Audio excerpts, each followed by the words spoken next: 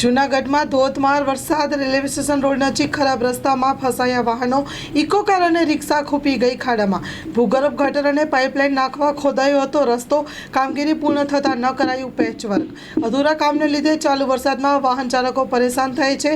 ચાલુ વરસાદમાં રોડ રસ્તા ઉપર વરસાદને કારણે પાણી ભરાઈ જાય છે અને વાહન ચાલકો હેરાન પરેશાન થઈ જાય છે અને ક્યાંક અકસ્માતનો ભોગ પણ બનવા માટે મજબૂર બન્યા હોય તેવું લાગી રહ્યું છે. તંત્ર દ્વારા યોગ્ય કામગીરી કરવાની માંગ ઉઠી છે. Story report by Paresh Buddhbhatti.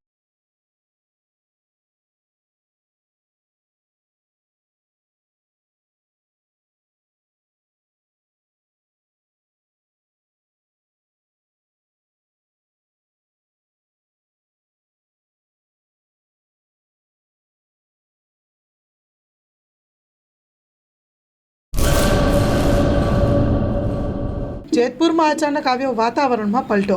જેતપુરમાં ધીમી ધારે વરસાદનું આગમન. ઘણા વિરામ બાદ જેતપુરમાં વરસાદે મારી છે ધમાકેદાર એન્ટ્રી. અસહ્ય ગરમીના ઉકળાટ બાદ વરસાદના આગમનથી વાતાવરણમાં ઠંડક પ્રસરી હતી. જેતપુરના સ્ટેન્ડ ચોક, MG road, ખોડપરા, Phulwadi road, Navagadh, Amarnagar road સહિત વિસ્તારોમાં ધીમી ધારે વરસાદનું આગમન થયું છે.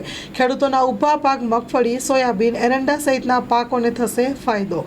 Story report by Rakesh Pithadiya, Jetpur.